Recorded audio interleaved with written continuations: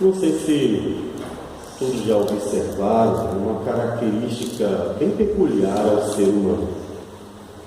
Essa característica, inclusive, ela é repassada em um dito popular bem conhecido: a grama do vizinho é sempre mais verde.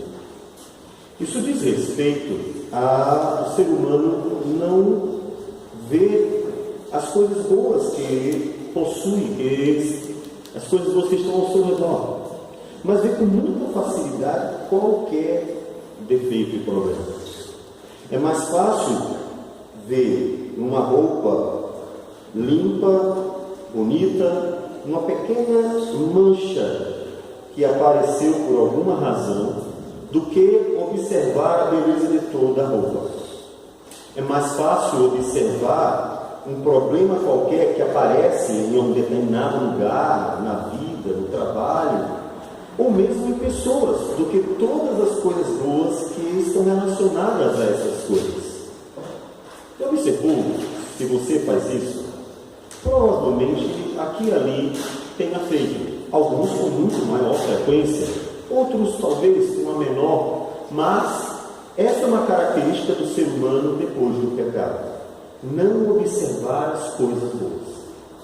Tem um problema muito grande nisso. Um dos problemas é que faz com que a gente não admire a glória de Deus. Não observar as maravilhas, e sim apenas as coisas ruins, fez com que Israel se tornasse conhecido como um povo murmurador. Contemplar as coisas boas é ter a oportunidade de ver a glória de Deus. Paulo, em Romanos capítulo 1, diz que na criação se manifesta a sabedoria e o poder de Deus. Você tem observado? Você contempla a criação? Mesmo em metrópoles como a nossa, é possível ver a criação, é possível ouvir a criação, é possível sentir a criação, desfrutando dela. Tanto aquilo que está ao nosso redor, a paisagem, que ainda tem muito da criação natural, não apenas esta selva de pedra, como canta a música, mas há também aquilo que Deus nos deu e que embeleza em grande medida o que nós temos. A comida que nós comemos e que Deus graciosamente nos dá com sabores inigualáveis. Tudo isto aponta para a soberania, poder, sabedoria de Deus. E saber apreciar as coisas boas faz com que a gente glorifique a Deus. É claro que não apenas glorifique a Deus, mas sejamos bênçãos para os outros. A sua esposa não só tem defeitos, tem virtudes. O seu marido não só tem defeitos, tem virtudes. Seus filhos não são apenas pecadores que dão trabalho, são também pessoas que de vez em quando mostram a imagem de Deus, porque foram feitos à imagem de Deus. De modo que mesmo que tenhamos defeitos, sim, encontraremos muitos se nós observarmos com mais afinco, mas encontraremos em nós também a glória de Deus, porque vemos a imagem daquele que nos criou, pois foi assim que ele nos criou, a sua imagem e semelhança. De modo que é fundamental o cristão superar, não ter a prática, o hábito que é natural do pecador sem Cristo, o hábito de não ver o que é bom, e o cristão precisa romper com isto. Romper, porque o cristão já não apenas vê um mundo e um mundo em pecado, mas vê um mundo criado para a glória de Deus e está sendo redimido por Deus, e é algo da bondade de Deus a tal ponto que Jesus chegou a dizer que o Pai é bom até para os ingratos e maus. Toda a terra está cheia da tua glória, ó Senhor, canta o salmista.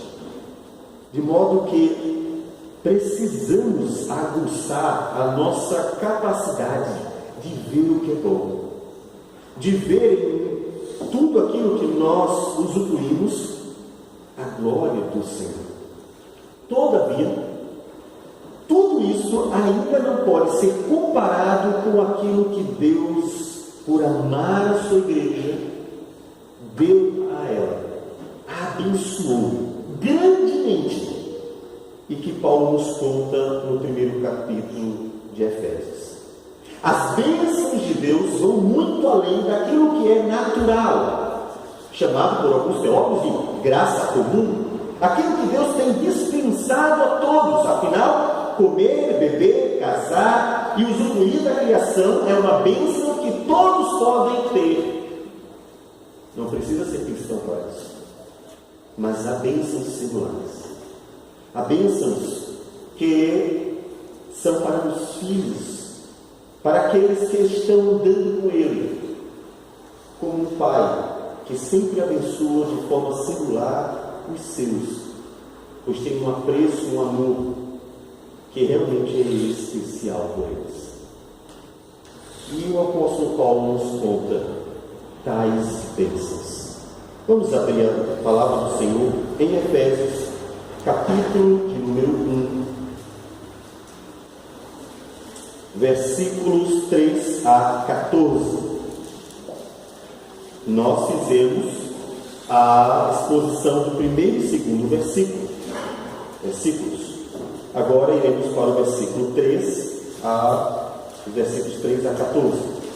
Diz assim a palavra do Senhor: Bendito o Deus e Pai de nosso Senhor Jesus Cristo, que nos tem abençoado com toda sorte de bênção espiritual nas regiões celestiais em Cristo, assim como nos escolheu nele, antes da fundação do mundo, para sermos santos e irrepreensíveis perante Ele, e em amor nos predestinou para Ele, para a adoção de filhos, por meio de Jesus Cristo, segundo o beneplácito de sua vontade, para louvor da glória de sua graça, que Ele nos concedeu gratuitamente no amado, no qual temos a redenção, pelo seu sangue, a remissão dos pecados, segundo a riqueza da sua graça, que Deus derramou abundantemente sobre nós, em toda a sabedoria e prudência, desvendando-nos o mistério da sua vontade, segundo o seu beneplácito, que propusera em Cristo, de fazer convergir nele, na dispensação da plenitude dos tempos, todas as coisas, tanto as do céu como as da terra. Nele digo, no qual fomos também feitos herança, predestinados segundo o propósito daquele que faz todas as coisas, conforme o conselho da sua vontade, a fim de sermos para o louvor da sua glória, nós os que de antemão esperamos em Cristo, em quem também vós, depois que ouvistes a palavra da verdade, o evangelho da vossa salvação, tendo nele também crido, fostes selados com o Santo Espírito da promessa, o qual é o penhor da nossa herança, até ao resgate da sua propriedade, em louvor da sua glória. Amém. Senhor Deus amado, tua palavra é teu poder para a salvação. É ela que tem operado poderosamente em nosso coração. É ela que tem atraído vidas à salvação. É ela que está transformando pessoas para o louvor da glória do teu nome, pois ela é a tua palavra salvadora. Obrigado por ela. Fala conosco por esta palavra, para que aqui, ó Deus, possamos ser alvo do teu operar gracioso e vejamos a nossa vida ser transformada de glória em glória à imagem do Senhor Jesus. Que o Senhor nos abençoe, é o que nós pedimos, em nome de Cristo. Amém, Senhor. Amém. Como nós mencionamos, Efésios nos conta o amor de Deus pela igreja. Efésios é a carta que mais trata da eclesiologia, o estudo acerca da igreja. Paulo fala para a igreja sobre a própria igreja. Tudo aquilo que Deus fez por ela, faz nela e usa como instrumento para realizar a obra redentora. E aqui no primeiro capítulo, ele nos conta uma forma um pouco diferente de outros textos, como Romanos, a ordem da salvação. Aquilo que Deus operou, tanto pela igreja como na igreja está operando. Deus é o bendito abençoador. É o que o versículo 13 nos conta. É o bendito abençoador. É importantíssimo nós louvarmos a Deus por aquilo que Ele é e Ele tem feito. Deveríamos ler todos os dias pela manhã o Salmo de número 103. Bendize, ó minha alma, ao Senhor, e tudo que há em mim, bendiga ao seu santo nome. Bendize, ó minha alma, ao Senhor, e não te esqueças de nenhum só de seus benefícios. É Ele quem perdoa todas as tuas iniquidades, quem sara todas as tuas enfermidades, quem da cova redime a tua vida e te coroa de graça e misericórdia. E o Salmo de Davi continua louvando a Deus, porque bendito é o abençoador. Deus é o abençoador. E Ele tem nos abençoado com toda sorte de bênção espiritual nas regiões celestiais em Cristo. Poderíamos cantar nesse momento: que bênçãos são essas? Exatamente as que estão no versículo 4 ao 14. Estas são as bênçãos divinas dadas ao povo dele. O Deus que abençoa, abençoou a sua igreja com aquilo que Paulo menciona para o louvor da glória dele. Mas não apenas nos abençoou, como também glorificou o Filho dele. Observe, não sei se você esteve atento a este detalhe importante, que todos os versículos nos remetem para Cristo. Cristo é o mediador, é a pedra angular, Cristo é o redentor, Cristo é o meio pelo qual Deus abençoa a sua igreja. E sem Cristo nada seria possível. E sem Cristo não há bênção. É nele, por meio dele, é o tempo inteiro mencionado nos versículos que se seguem, 4 a 14, que Cristo Jesus foi um instrumento para isso. Portanto, se você chega a essa igreja neste momento, porque você de alguma forma está querendo ser abençoado por Deus, espero que não, no desejo de alcançar apenas bens materiais, como em muitos lugares hoje cheios estão prometendo coisas e mais coisas para saciar os desejos carnais daqueles que com avareza ambicionam apenas os bens desta vida. Mas se você veio para ser abençoado por Deus, é indispensável Cristo. Não há como Deus abençoar o homem sem Cristo. Todas as bênçãos divinas estão nele. Ele é o Criador de todas as coisas, é o Redentor de todo o povo de Deus, e Ele é o consumador dessa grande obra redentora cósmica, aquele que há de restaurar todas as coisas e governar para o louvor da glória de Deus. É Cristo. Você quer ser abençoado por Deus? Vá para Cristo. Você quer andar diante de Deus? Vá para Cristo. Você deseja em alguma medida fazer parte da igreja de Deus, que Paulo chama de família de Deus, com cidadãos santos? Você deseja isso? Vá para Cristo. Não há outro meio. Não há como ser parte da igreja. Não há como ser abençoado por Deus sem Cristo. Eu não me refiro, nesse momento, às bênçãos divinas, como nós já mencionamos, daquilo que pode ser chamado de graça comum, aquilo que Deus dispensa para toda a sua criação. Mas ele se refere a este cuidado tão especial que Deus tem pela igreja. Sim, Deus ama a sua igreja. E Ele ama a igreja por meio de Cristo. Cristo é o mediador do amor de Deus. Deus ama a sua igreja santa. e a ama por meio de Cristo. Ele é o mediador deste amor. E nesses versículos 4 a 14, que são as bênçãos espirituais nas regiões celestiais em Cristo, nós encontramos algumas bênçãos que nós gostaríamos de mencionar aquilo que Deus nos deu, que eu não sei se você tem observado. Eu sou abençoado em Cristo por tudo isso? Sim. Mas eu não sabia. E não saber que tem algo é não ter a oportunidade de usufruir. Às vezes as pessoas possuem direitos que não usufruem. Isso é comum na sociedade em relação a nossos direitos civis.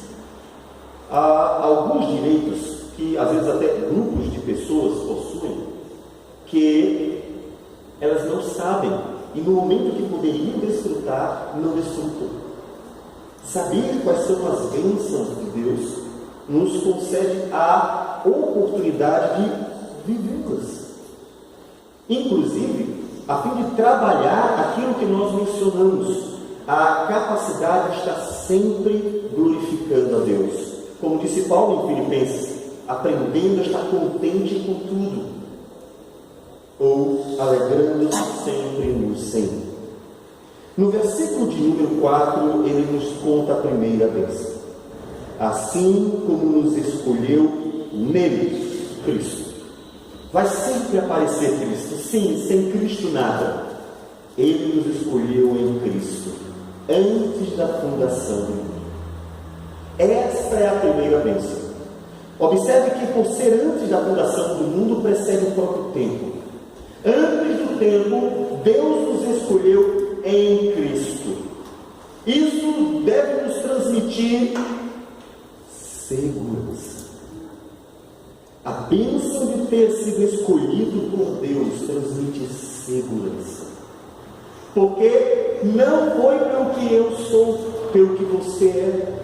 Ele não olhou para mim dentro do tempo, por aquilo que eu vivo, e se agradou de quem eu sou, a fim de vir a me abençoar com bênçãos celestiais, porque encontrou em mim alguma justiça que o agradasse. Antes da fundação do mundo, antes do próprio tempo, Deus me amou. O mais próximo do que nós podemos fazer de comparação com a nossa vivência cotidiana é a gravidez. Os pais amam seus filhos antes do tempo de vida aqui conosco dos nossos filhos. É claro que eles estão vivos, são filhos, mas antes de vir a nascer, já são amados. Antes de saber quem são pai e mãe, antes de começarem a entender o que é família, antes de entender a relação entre pais e filhos, antes de todo aquele convívio que há de se ter, eles já são amados. Eles são alvo de oração. Eles já ouvem a palavra de Deus. Alguns, ainda no ventre, já leem a palavra do Senhor para os seus filhos. Eles são alvos de cuidado, aquele cuidado necessário do pré-natal para que tudo ocorra bem durante a gestação de aquele filho que nada sabe, que ainda ali silenciosamente vai aguardando o dia em que nascerá. Já é alvo de todo o amor de seus pais. Deus nos escolheu quando ainda estávamos para ser gerados, antes da fundação do mundo. E isso nos dá segurança. O amor de Deus é seguro.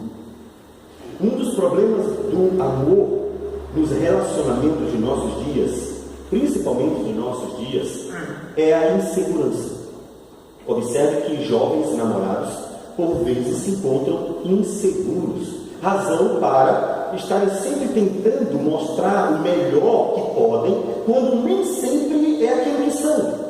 É a tentativa de dar algo para o outro que garanta que vão conseguir casar. ou mesmo depois de casado, que venham a manter o casamento, tendo em vista que o mundo já não tem nenhum tipo de fidelidade à questão das alianças, ou seja, elas já não importam mais. A insegurança dos amores de nosso tempo. Isso podemos mencionar a amizade, podemos mencionar os relacionamentos conjugais e outros mais.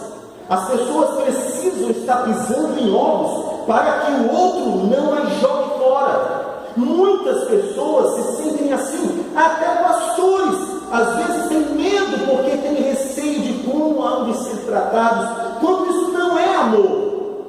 Pode ser qualquer coisa, menos amor. O amor é seguro. Quando Deus nos amou, Ele nos amou mesmo. Deus não nos joga fora. Deus não nos descarta. Deus não vira a cara. Deus não simplesmente despreza porque alguma coisa o desagradou. O amor cobre multidões de pecados. O amor supera as dificuldades. O amor suporta os problemas. O amor jamais acaba, diz Paulo em 1 Coríntios capítulo 13. O amor de Deus é firme e fiel, é permanente. E é este amor que nós deveríamos copiar. Não os amores deste mundo pecador, tão banais, tão passageiros, tão pueris. O amor de Deus é seguro. Daí, nós podemos aplicá-lo de duas formas. A primeira é a segurança que você deve ter no amor de Deus. Errou, sim. Muitas vezes na sua vida você errará, infelizmente. Todavia, a segurança no amor de Deus deve levar você a ter a certeza que Deus não o abandonará por isso. Não, jamais, o comodismo de quem acha que está seguro para fazer o que quiser da vida. Afinal das contas, sou o herdeiro de bênçãos divinas. Não, esse não é o pensamento de um filho, é o pensamento de um bastardo. Mas o amor que transmite uma verdadeira segurança de quem deseja agradar ao Pai, mas vê na sua própria vida tantas vezes a dificuldade para satisfazer a vontade do Pai revelada pela Escritura. E quando falhar, o amor do Pai, que nos escolheu antes do próprio tempo, nos transmite a segurança de que não foi porque eu sou que Ele me escolheu, mas porque Ele quis. Diz Paulo no versículo de número 11.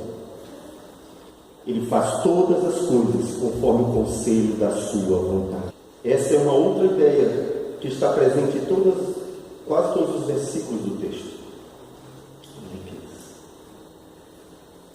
A bênção da escolha transmite segurança. Estou seguro disso. Eu não deveria temer. Nós tememos tantas vezes quando nós falhamos que Deus vai nos jogar fora, mesmo que continuemos firmes, buscando a Deus, querendo se levantado e continuar. Tantas vezes temos medo de sermos jogados fora porque estamos já bastante contaminados com a forma como se ama neste mundo. Este amor tão banalizado, que joga fora com tanta facilidade. E essa é uma segunda necessária aplicação, que aprendamos com o amor de Deus. Não jogue fora aquele que porventura não satisfez as tuas vontades, que não se adequou aos teus desejos, que não está em consonância com o que você gostaria, porque o amor permanece para sempre. O amor de Deus não é um sentimentozinho que vai e vem. Sim, o seu coração estará entre picos e depressões, profundas depressões. Nós vivemos numa vida irregular de emoções. Todavia, esse não é o amor. O amor não é uma série de emoções.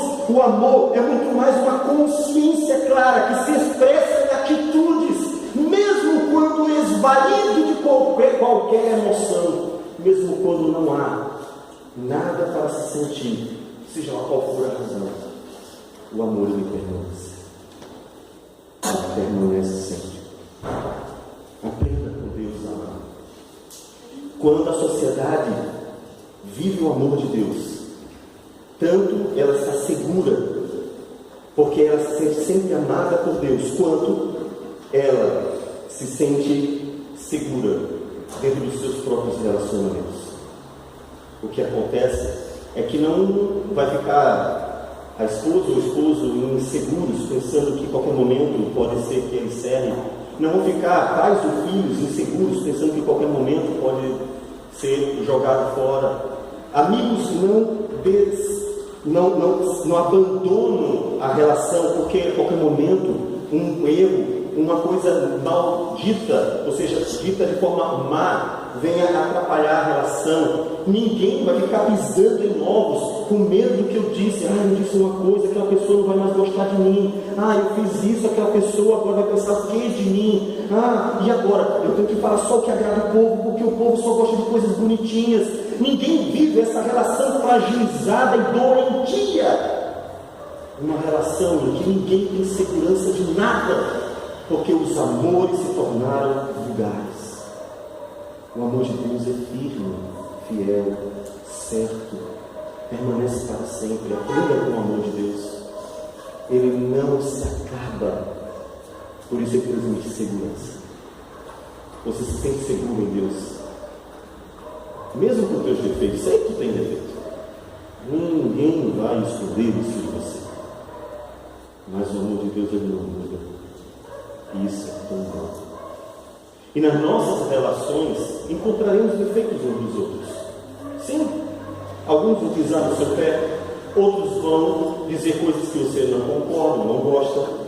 Algumas pessoas vão ter divergências de uma medida maior, e coisas e mais coisas vão acontecer de tal modo que vemos nessas relações quem somos pecadores.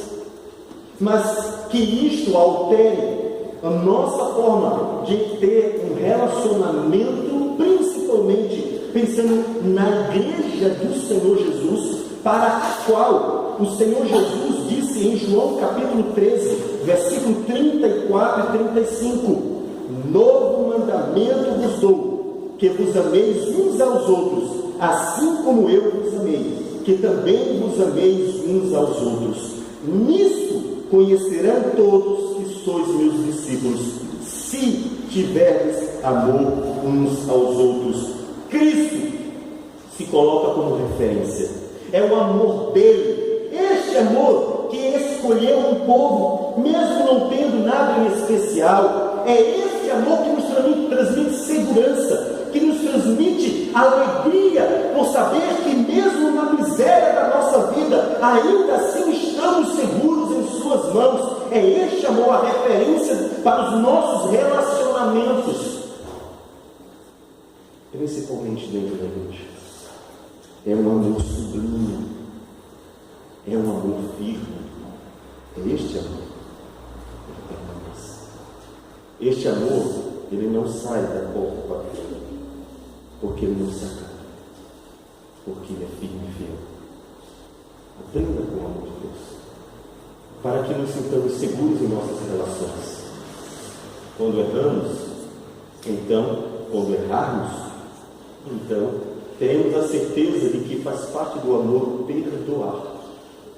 Uma palavra fundamental e que não pode ser, em hipótese alguma, esquecida. Pois Jesus disse que aquele que não perdoar não será perdoado por Deus. Pois então, sendo indispensável, necessário, acompanhará o amor todos os dias. O amor cobre multidão de pecados. O amor de Deus é seguro. Precisamos ter relações seguras, relações firmes. Mas ele continua. E ainda no versículo 4 ele diz que assim como nos escolheu segurança nele, antes da fundação do mundo, para sermos santos e irrepreensíveis perante ele. Ao dizer que ele nos escolheu para sermos santos e irrepreensíveis perante ele, Paulo anuncia o propósito da nova vida. Deus nos escolheu para uma nova vida. É nessa nova vida que nós vamos ser aperfeiçoados até que, como diz em 1 Coríntios capítulo 15, encontremos a incorruptibilidade que há de vir por ocasião da volta do Senhor Jesus, onde também seremos imortais, a imortalidade. Nova vida. Deus nos escolheu para uma nova vida. Ah, Deus, vejo tantas vezes, como disse Paulo em Romanos 7, uma vida pecadora, que engana a si mesmo. Mas o Senhor nos escolheu para a nova vida. Deus nos escolheu para uma vida que é semelhante à de Cristo. É nele, sempre será nele. E a nova vida é em Cristo, para Cristo. Em 2 Coríntios 3,18, o apóstolo Paulo diz que ele vai operando em nós de glória em glória, pelo poder do Espírito que vai operando na nossa vida, para que nós sejamos a imagem de Jesus. Deus nos escolheu para uma nova vida. A sua vida mudou quando você conheceu a Jesus. A sua vida está mudando. O pastor ainda encontra muitos defeitos ainda. Sim. E ainda nos verá, ou pelo menos verá muitos defeitos ao longo da sua vida, mas muitos deles vão sendo deixados para trás. A vida cristã, ela nunca é uma descida. Ela também não deve ser entendida como uma linha reta, mas sim como uma subida em que o cristão está progredindo, crescendo, abandonando pecados, conhecendo cada vez mais a Deus, sendo aperfeiçoado. A nova vida. A vida do homem sem Cristo, ela é uma linha reta no lamaçal. Ele vai vivendo como se tudo estivesse bem no pecado. Tantas vezes, oscilando sim, em que ele vai mais fundo e às vezes volta um pouquinho, mas é uma vida em que não há mudança que possa, de fato, ser vista como uma nova vida. Porque não há Cristo. Você quer uma nova vida? Sim, eu estou cansado dessa velha vida. Eu estou cansado, e não apenas daquilo que se tornou comum no nosso país ser uma característica da nova vida. Não fumar, não beber e não fazer uma coisa ou outra por aí. Se tornou uma marca em nosso país que ser evangélico é isso. E não. É muito mais que isso. Uma nova vida é caminhar para ser santo e irrepreensível perante Ele. Quer nós agora pensemos na justificação, já somos justos diante de Deus, mas como estamos enfatizando, na santificação. Você está crescendo, amadurecendo. Eu era menino, agora sou homem, diz Paulo em 1 Coríntios 13. Nós crescemos, nos desenvolvemos. Em Hebreus, ele cobra dos seus leitores, dos destinatários, a maturidade. Ele diz, olha, pelo tempo decorrido, vocês deveriam ser mestres, deveriam ser pessoas de um conhecimento maior de Cristo e, obviamente, de uma prática também. Como é que pode ter tantos anos de cristão e ter uma imaturidade tão grande? Lembro-me de, certa vez, ter presenciado com tristeza o momento em que um presbítero, por sinal, de um determinado lugar que passamos, ter dito com muito orgulho de si mesmo: já tenho 40 anos de cristão. E eu, por muito pouco, me segurei ali para não dizer: que vergonha, é pior do que o que chegou. Mas o mau testemunho dele era terrível, terrível. Ele não estava tendo crescimento, era vergonhoso, ele não progredia, não se via, era evidente a imaturidade dele. Não é assim. Deus nos chamou para uma nova vida, nos chamou para crescer, nos chamou para sermos semelhantes a Jesus. E aí você pode perguntar, e de forma prática, o que seria? Você chega aqui usando roupas indecentes, você sai daqui com roupas decentes, porque a mulher deve saber se vestir de forma decente, deve saber se vestir com prudência, com bom senso, porque ele sabe que o seu corpo é parte do templo do Espírito Santo, que é a igreja de Deus e que Deus quer ser glorificado na nossa vida. Afinal, se em algum momento a nudez ela é permitida e abençoada por Deus, é na relação conjugal. Os homens, eles entram aqui com um entendimento machista, uma coisa comum em todas as gerações da sociedade, em que em vez de serem líderes exemplares em casa, são dominadores tiranos, que tantas vezes oprimem as mulheres achando que estão liderando a sua família. E eles saem daqui como líderes que entenderam o que é verdadeiramente liderar. Jesus disse que a verdadeira liderança, ela não se expressa na tirania tão comum neste mundo. A verdadeira liderança se expressa num exemplo de vida. Ele disse em Lucas 22, 25, os reis dos povos dominam sobre eles, e os que exercem autoridade são chamados de benfeitores, são glorificados, louvados, mas vós não sois assim. Pelo contrário, o maior entre vós seja como um menor, e aquele que dirige seja como o que serve.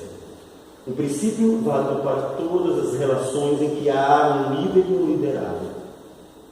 Exemplo de vida. E foi assim que Jesus o fez.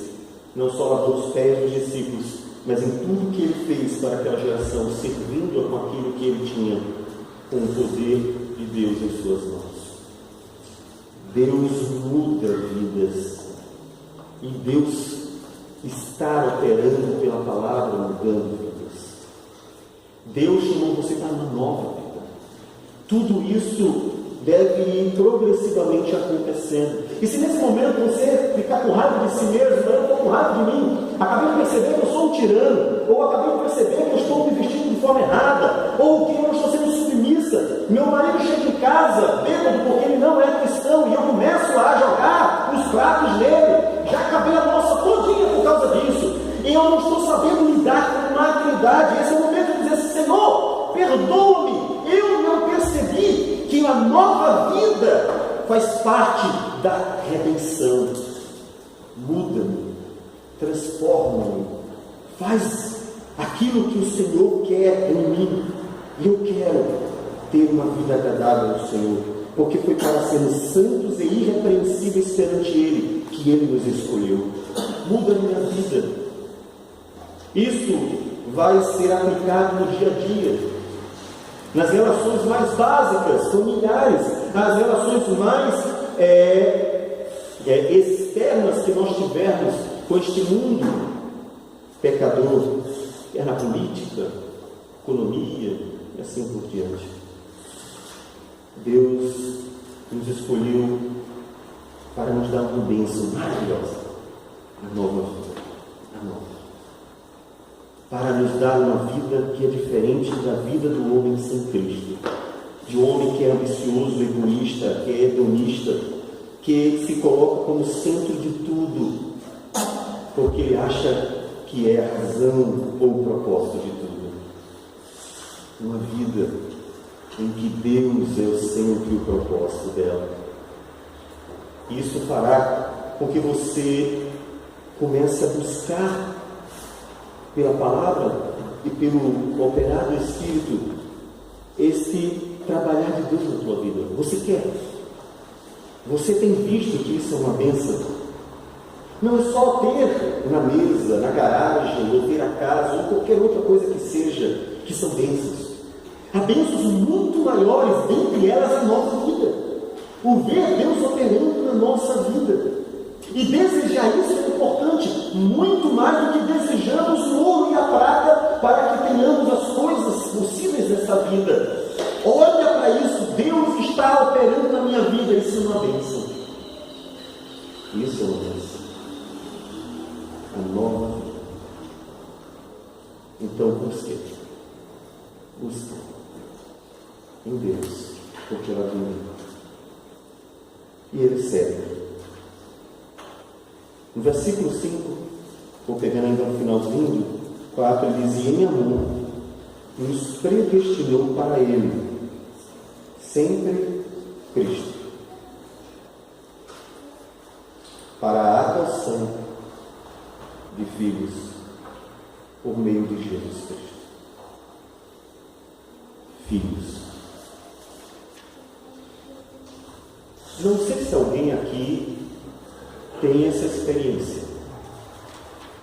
Essa experiência fará com que tenha uma noção maior, talvez, do que representa essa filiação. Um órfão. Alguém que viveu durante parte da sua vida sem família e de repente é adotado, amado, cuidado, protegido e passa a ter um relacionamento em amor com seus novos pais. Talvez nos acomodemos o fato de vivermos em família e tão acostumados a não valorizar as coisas boas que temos, que a gente não perceba a dimensão dessa bênção. Deus nos chama de filhos, adoção. Ele não nos trata como trata o restante do mundo, pois em Cristo Jesus, aqueles que estão em Cristo Jesus, e portanto, se você quer ser filho de Deus, tem que estar em Cristo Jesus, são chamados estes de filhos. Você sabe o que é ser filho. Ser filho é ser amado, é ser cuidado. O filho é aquele que está debaixo dos olhos dos pais o tempo inteiro. E às vezes até exageradamente, e quanto a isso não orientamos, a Escritura não estimula aquele olhar demasiado que leva a mimar, que leva a não proteger, mas a terminar super protegendo, quando o filho tantas vezes precisaria, na verdade, de correções. Mas os pais estão sempre atentos de forma diferente para os filhos, mesmo que não saibam como educá-los. Então os pais acham que começa a dar um monte de presente e esquece do mais fundamental: conversar, ensinar e outras coisas mais. Mesmo assim, eles tentam dar melhor, mesmo na limitação deles. De forma que a relação entre um pai e um filho é uma relação muito profunda de amor. Já ouvi certa pessoa dizer que não existia ex-filho, apesar que não deveria também existir ex-marido, ex-mulher, como nós já mencionamos, mas ex-filho é impossível. Por quê? Porque eles são nossa imagem. Nós os geramos pela graça de Deus. E Deus nos adota. Pense nisso. Pense no que significa. Eu tão rebelde, tão mal criado, há tanto adulto mal criado que bate o pé que nem criança, e pessoas mal criadas, pessoas que desprezavam a Deus. Paulo diz que Deus mostrou seu amor quando nós ainda éramos pecadores. Ele nos adota. Ele não olhou no orfanato, as crianças do orfanato, e começou a apreciar uma por uma, e a admirar, ou observar, até que encontrasse dentre elas aquela ali, bem educada, tranquila, e pelas características desta criança vai lá e adota. Não mesmo. Ele simplesmente olhou para nós e nos amou. E viu em nós um monte de defeitos. E viu em nós um monte de malcriação. E viu em nós uma necessidade extrema de ser transformado ou educado ao longo dos anos, até se tornar homens ou mulheres, até que a criança se torne um homem ou uma mulher. Ele viu isso, ele viu toda esta necessidade e nos amou mesmo assim, e nos levou para casa, nos chamou e nos educou, nos sustentou e tem feito isso. A bênção de ser filho de Deus em Cristo, por causa da fé em Cristo, o unigênito do Pai. Já apreciou esta maravilha? Oh, meu Deus! Eu não sou merecedor nem do amor dos homens, quanto mais do amor do Senhor. Oh Deus, como é encantador, e às vezes até difícil de assimilar, porque o Senhor me ama, mas me amou, e me chamou de filho. Ele nos escolheu para ser filhos por meio de Jesus Cristo. Por meio de Jesus Cristo, Ele nos chamou para ser filhos. Tudo isso para a glória e louvor do Senhor. Versículo 6 diz: para louvor da glória de sua graça, que Ele nos concedeu gratuitamente no amado. Várias vezes também, o apóstolo Paulo vai mencionar que tudo foi para a glória dele. E eu gostaria de mencionar um elemento desta glória. É que, se tudo isso é para a glória de Deus, significa que é para a satisfação de Deus. Deus gosta. Deus fica satisfeito. Vocês lembram quando Deus olha para Cristo, lá no batismo, e diz: este é meu filho amado, em quem tenho grande alegria, em quem me comprazo. Também quando a transfiguração diante de Pedro, Tiago e João, em que Cristo vê, ou eles veem Moisés e Elias, e Deus diz também: este é meu filho amado, em quem me comprazo, a ele ouvi. Deus se alegra no seu Filho, ao nos escolher, nos santificar e nos adotar em Cristo, para o louvor da glória dele, significa que é para que ele se alegre em nós. Deus se alegra com isso. Ele ama seus filhos e se alegra. Ele olha para seu filho com regozijo, assim como Paulo com certeza está fazendo com a Paula, se alegrando, se regozijando, usufruindo da bênção de ter desejado ter uma filha, e então agora ele se alegra com isso, como aqueles que têm filhos. Deus se alegra, e isso é uma bênção. O rosto de Deus resplandece. Lembram da bênção sacerdotal? Que o rosto do Senhor resplandeça sobre vocês, brilhe de alegria, de satisfação.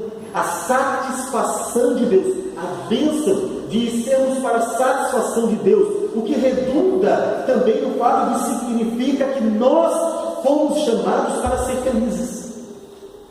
Quantas pessoas já disseram: Deus não me fez para ser feliz, Deus não quer a minha felicidade. Às vezes a gente triste pensa assim: Senhor, está tão difícil a vida que eu acho que o Senhor não me quer feliz. É muito comum que a gente pense isso quando a gente está triste, principalmente quando se prolonga a tristeza por causa de problemas que não passam, vai um ano, vai outro ano, e o problema não passa, e a gente começa a duvidar do amor de Deus, que é seguro, começa a duvidar do desejo divino de que nós sejamos felizes. Mas Deus quer sim que os seus filhos sejam felizes. O rosto dele brilha para seus filhos. Se eu perguntar para os pais de plantão, se eu perguntasse para eles: quer que seus filhos sejam felizes? Com certeza! E tem feito aquilo que ele entende ser o melhor para isto, como os pais fazem. Deus quer que sejamos felizes. É importante entender isso, porque isso nos leva a procurar ter mais paciência no tratar de Deus da nossa vida. A questão é que às vezes a gente não entende o caminho que Deus tem para nós da felicidade. A questão é que nós achamos que o caminho é aquele, é só aquele, é o caminho que popularmente o homem compreende como o caminho da felicidade. Lembro-me de um filme que assisti, antigo, se não me falha a memória, o título é Em Busca da Felicidade, se não me falha a memória. E nesse filme ele conta, baseado em fatos reais, a história de um homem, uma história sofrida, necessidades, junto ao seu filho, e ele vai procurando aquilo que é mais básico da vida, subsistência. Até que ele se depara com uma oportunidade de uma prova, de um concurso, para ingressar em um trabalho de alto nível. Nesse trabalho, boa parte das pessoas são ricas. E esta é a busca da felicidade dele, enriquecer. E o filme transmite a ideia de que buscar a felicidade é buscar o caminho do enriquecimento. Por isso o filme, apesar de ter uma aparência de beleza, ele tem uma miséria moral, pois ele denigre a imagem da felicidade. Ser feliz não é ser rico, ser feliz é ser cristão. Porque é saber que Deus quer a felicidade para este ou para estes. Deus quer sim. Por que então passamos por sofrimentos, por lutas, por problemas? Porque ninguém cresce espiritualmente vivendo só coisas boas da vida. Olha para Moisés, o que suportou daquele povo, os apóstolos. E hoje ainda encontrará em grandes homens e mulheres marcas de uma vida de lutas, que muitos não observam, porque não estão atrás de observar aquilo que importa, veem o que querem. Mas este é o caminho que Deus tem para amadurecermos, crescermos e sabermos ser felizes.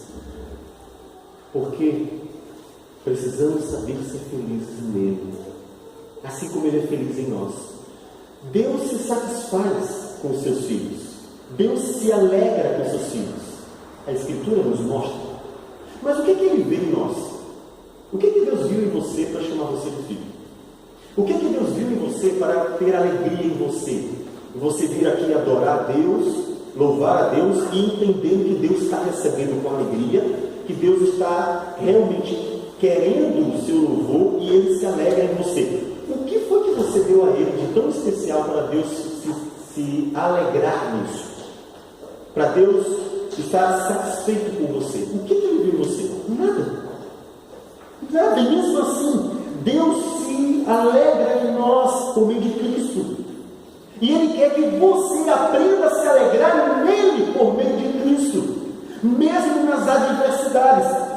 Se Deus pode se alegrar em nós, que somos pecadores, por meio de Cristo, porque nós, pecadores, não podemos nos alegrar em Deus, por meio de Cristo, que Ele, que é o bendito abençoador, que nos abençoou com toda sorte de bênçãos nas regiões celestiais, em Cristo.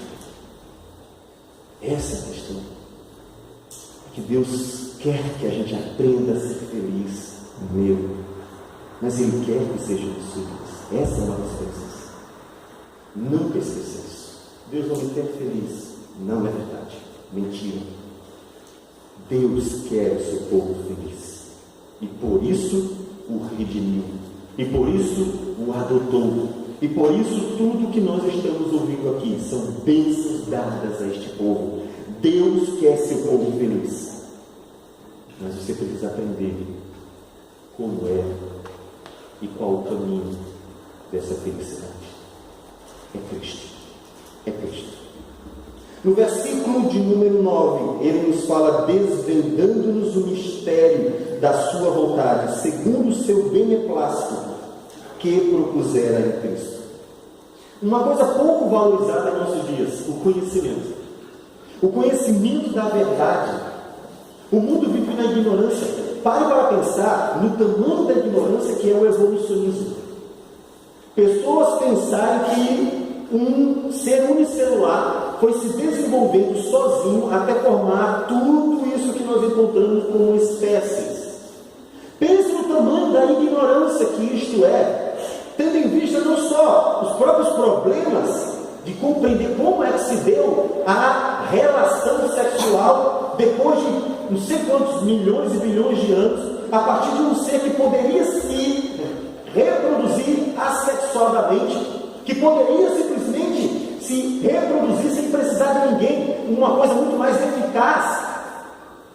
Há uma série de perguntas que poderíamos fazer, mas o fato de eu não conseguir ver Deus, não conseguir contemplar a necessidade de Deus, pense na tristeza que é a ignorância do homem não conseguir ver a glória de Deus. Isso é triste. Agora pense na bênção que é você conhecer a Deus. Conhecer a Deus é uma bênção deste projeto redentor, do bendito abençoador. É uma bênção tão pouco valorizada. Temos trabalhado para que tenhamos mais cristãos. Olha só como seria bonito uma escola dominical assim. Graças ao Senhor, hoje estávamos com boa parte, ou uma parte significativa. Todavia, muito mais pessoas poderão aprender a palavra de Deus. E o não valorizar o conhecimento de Deus é perder o prazer e a oportunidade de aprender a glória de Deus, até para glorificá-lo melhor, se alegrar nele melhor, por conhecer as promessas, conhecer aquilo que Deus fez e está fazendo e há de fazer por nós. O conhecimento da verdade é uma bênção da redenção. Valorizar isso. Você tem valorizado? Leia a Bíblia. Leia a Bíblia. Insista. Quer mencionei Denis, quer Vinícius, Paulo e outros mais. Todos os pais aqui, mães aqui, querem seus filhos felizes, querem que cresçam e cresçam bem. Ensine-os, dando exemplo e persistindo em fazê-los amar a Bíblia, querer ler a Bíblia, aprender e compreender, não apenas ler palavras soltas, mas compreender a Bíblia. Insista, porque o conhecimento de Deus é uma bênção. A ignorância não é uma bênção. Nosso país é que supervaloriza a ignorância. Tem visto o propósito dos nossos partidos de esquerda de dominar sobre um povo que quanto mais ignorante for, melhor. São os idiotas úteis que foram assim chamados. Deus não quer a ignorância. Deus quer o conhecimento. Deus nunca amou a ignorância, mas o conhecimento, pois dele vem a verdade. A igreja deve amar a verdade, deve ter prazer na verdade. Uma igreja fiel não é a igreja que domina sobre aqueles que estão membros por causa da ignorância deles, se aproveitando da ignorância deles, mas aquela que ensina a verdade, para que o povo de Deus possa pensar com liberdade e viver essa liberdade para a glória de Deus, que é a liberdade de viver em Cristo. Pais que amam seus filhos, não os mantêm na ignorância, antes estimulam e ajudam os filhos a ter o conhecimento de Deus, pois o conhecimento de Deus é uma bênção da redenção. Observe a diferença entre os nossos jovens que estão estudando a Bíblia e os jovens de outros lugares por aí em que não se dá nenhum valor ao conhecimento. Observe a diferença entre os homens e mulheres que têm conhecimento, profundo conhecimento da palavra, e o restante do mundo, mesmo os mais doutos, que se acham tão espertos, e observará a diferença de maturidade. O conhecimento de Deus é uma bênção. Então se dedique, estude, aprenda a Bíblia, não despreze, valorize a escola dominical, aprenda a palavra que é exposta, procure participar daquilo que está sendo oferecido para o crescimento de todos, os encontros de pais, os encontros de casais e todos os demais momentos em que a palavra de Deus ela está sendo ensinada para o crescimento de um povo que deve cada dia mais conhecer o seu Deus. Essa é uma bênção para a criança, para o mais velho. É uma bênção divina. Você já observou essa bênção? É uma bênção pouco valorizada nos nossos dias. Pense no tamanho desta bênção. É a bênção do conhecimento de Deus que livra você de tantos erros. Não fiz besteira porque eu aprendi que isso aqui não dá certo, não é bom.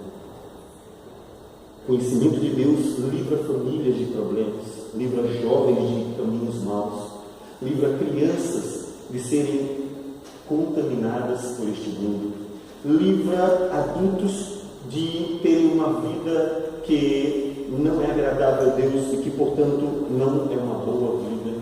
O conhecimento de Deus leva o país a uma economia justa, íntegra, reta. O conhecimento de Deus leva o país a uma política honesta, íntegra, justa, reta. O conhecimento de Deus leva o indivíduo, a família e a sociedade a uma vida que tanto é uma bênção para todos que usufruem, como também é um instrumento para a glória de Deus. O conhecimento de Deus é bênção para todos. Todos são abençoados por meio do conhecimento de Deus, porque é a verdade. Deus nos abençoou com o conhecimento da verdade. Ele desvendou os nossos olhos. Ele tirou aquele pano que estava obstruindo. Ele tirou a cegueira dos nossos olhos que não conseguiam contemplar a verdade, apenas as mentiras. Deus nos deu essa graça, isso é uma bênção. E hoje sabemos quem é Deus e a obra redentora que Ele tem para o seu povo. É uma bênção. Louva a Deus por essa bênção. Agradeça a Deus, obrigado, Senhor. O salmista do Salmo 119 diz: quanto amo a tua lei, é minha meditação todo dia. Ele sabia o tamanho da bênção que era conhecer a Deus. Ele dava valor ao conhecimento de Deus. Ele amava, ele dizia: eu amo a palavra de Deus e medito nela o dia todo. É uma bênção. Ame também.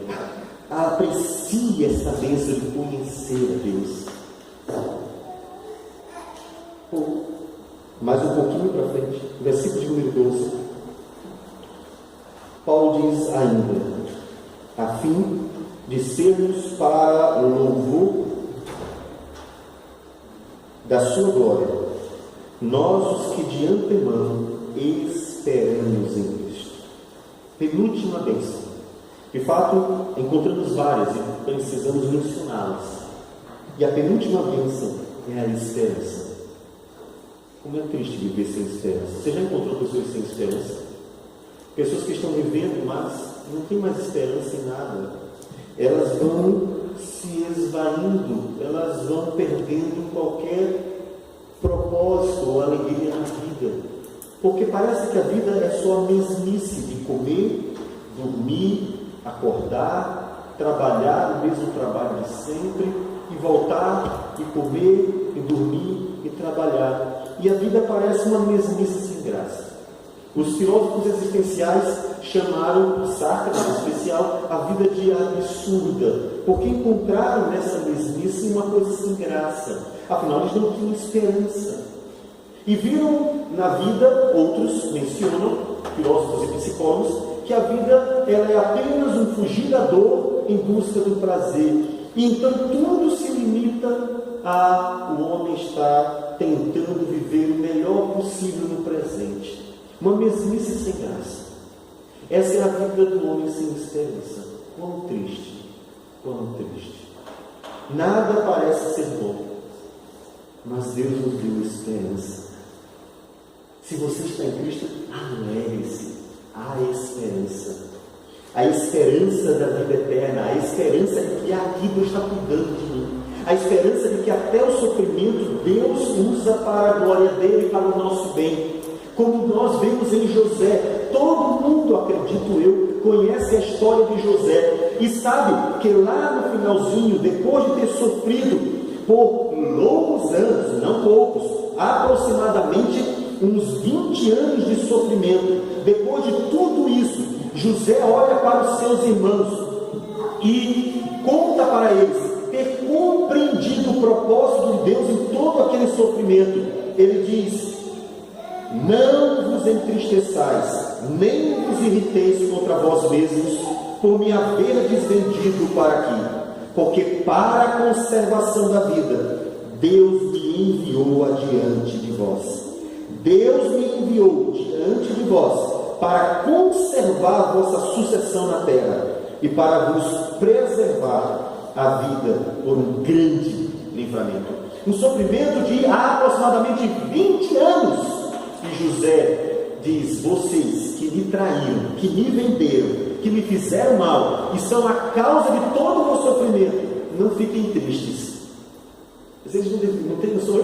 Não eram eles que deveriam estar tristes. Era José.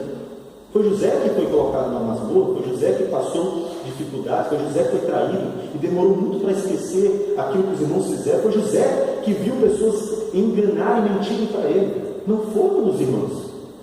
Mas ele diz: vocês não fiquem tristes com vocês. Deus usou vocês para um grande livramento.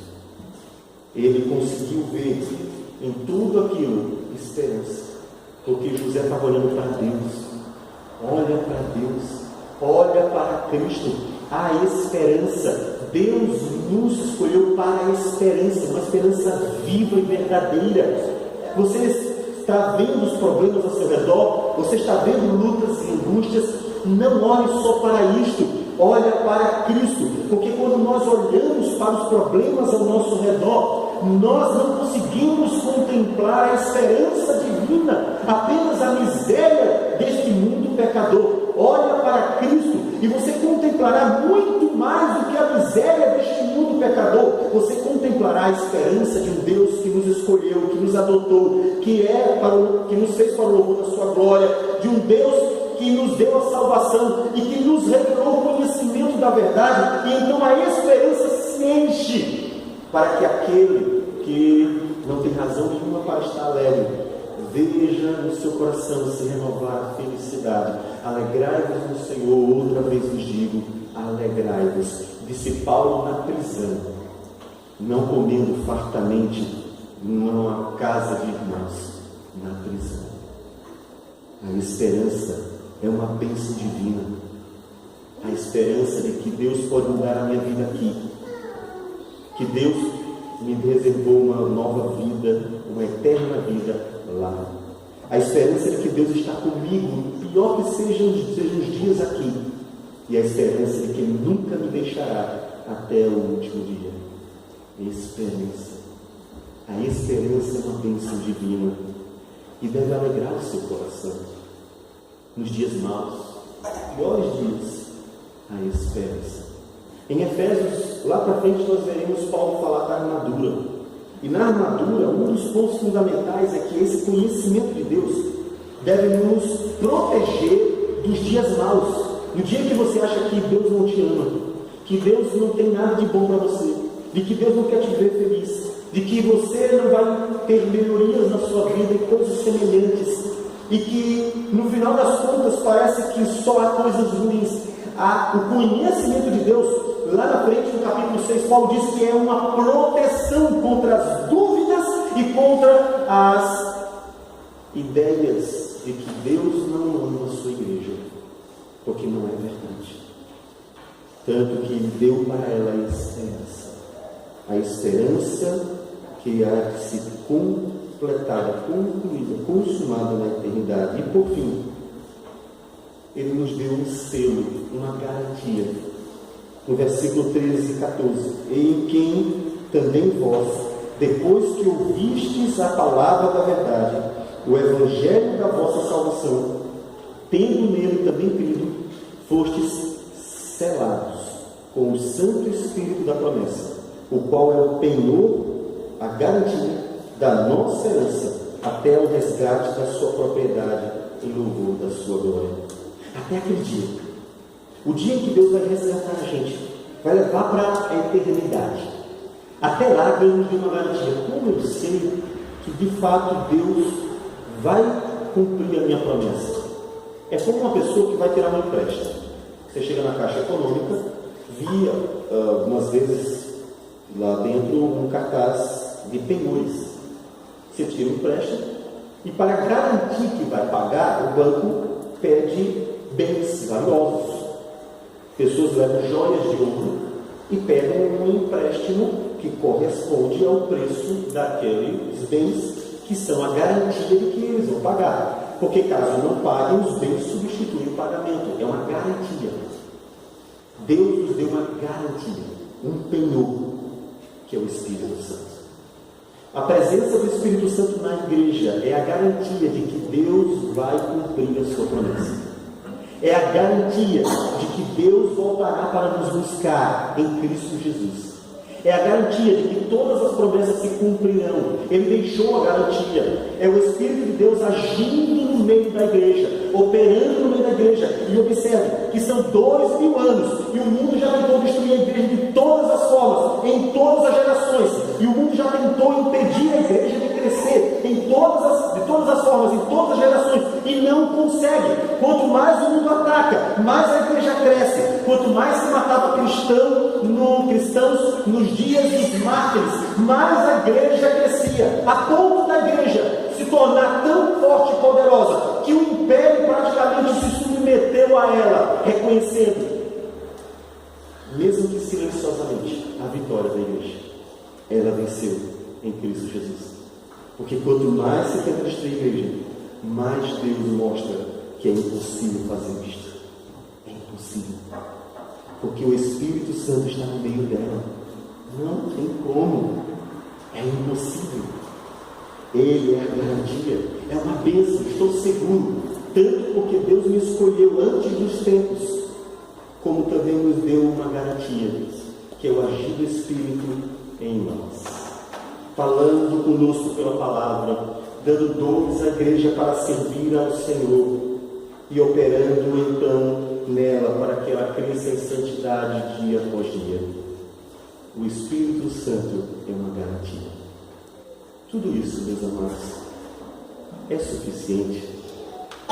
São bênçãos suficientes para dizermos que somos abençoados com toda sorte de bênção. São bênçãos suficientes para louvarmos a Deus e dizermos: bendito seja o Deus que nos abençoou. É suficiente tudo isso? Ou é pouco para você?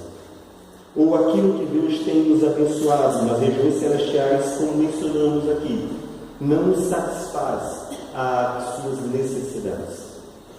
Observe que é muito mais do que precisamos, ou muito mais do que gostaríamos de ter. Merecer nada, mas gostaríamos de ter. Deus tem nos abençoado. Isso tudo mostra o amor de Deus pelo seu povo. Então desfrute. Não olha mais para as coisas ruins da vida, pois o povo que só olha para as coisas ruins é um povo infeliz. As pessoas que não conseguem ver as bênçãos de Deus são infelizes, elas são sempre tristes. Elas nunca conseguirão viver bem, nem consigo mesmo, nem com as pessoas, nem com Deus. Porque elas se mostram incapazes de contemplar a glória de Deus. Elas se mostram incapazes de ver as bênçãos de Deus. Elas não conseguem ver que no vale da sombra da morte, Tu, Senhor, estás comigo, e a Tua vara e o Teu cajado me consolam, confortando o coração de Davi. Olha para Deus, olha para Cristo, e o teu coração estará sempre consolado e confortado, porque Cristo Jesus nos abençoou, não apenas nos abençoará, nos abençoou com toda sorte de bênção nas regiões celestiais em Cristo Jesus.